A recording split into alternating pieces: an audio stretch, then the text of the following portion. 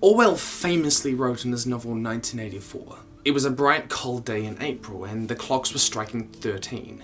While the sentence works grammatically and syntactically and technically, it does not fit with the way we know things should work. Orwell was a British novelist, and in April, for England, there was entering springtime, a time for hope and for warmth, yet it is characterised as cold, as if to imply winter, and immediately juxtaposed with the word bright, which is something that we associate with heat and summer. The phrase that the clocks are striking 13 echoes to a time where the clocks, as the sentinels of order, dictated how the day went, when you went to work and when you went to church and when you went to sleep. To ring 13 times was not only out of place, but it was to cast doubt on all the previous rings before, to cast doubt on all the events that had preceded it. It is a paradox of truth and falseness, where we know that the way things are technically makes sense, but they do not fit with the way things we know they should be. Dystopian fiction, as a conduit for thematic thought, posits a negative view of society whereby the clock has finally struck 13, and we have reached a place where society should not be. Yet the judgment ultimately offers a moral question, most commonly in regards to its power structure, the question being, is society broken? It's obvious enough that these stories, when placed in their contemporary context, are cautionary tales against the flaws of society, exemplified to make a point. Yet these modern cautionary tales have a far more subtle commentary on how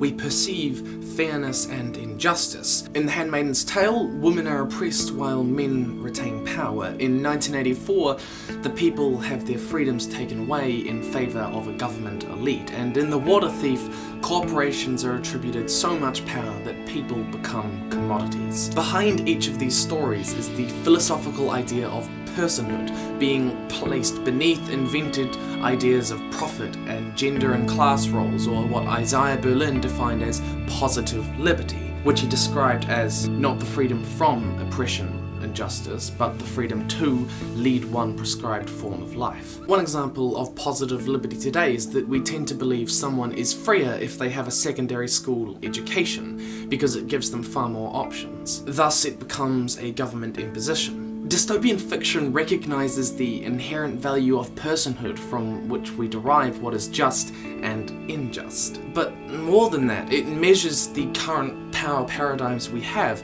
against this moral standpoint. We view democracy as the best form of government, even though none of us are equal in terms of physical capability, mental capability, spiritual capability, emotional capability, or as capable as one another in making difficult decisions in leadership. We acknowledge that there is something that transcends the value that we have put on those attributes. Thus, personhood surpasses evolution. In fact, it has a flagrant disregard for it. The actions of governments like the TPPA, or not helping refugees, or bailing out the big banks, seem unjust because it feels like they're placing corporate profit or a false sense of security over and above personhood. We feel as if we are constantly striking 13, casting doubt on all the events of the past and how we got to a position where these things were the most viable option. The ultimate paradox is, of course, that only we can stop it striking 13, and yet we never seem to quite get it right. Yet the question remains, has our clock already struck 13? Have we already reached our year of 1984? Or is it not yet too late to act? But that is a question for another time.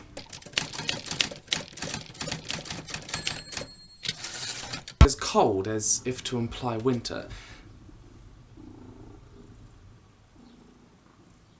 Cautionary tales against the flaws of society. What? How often do you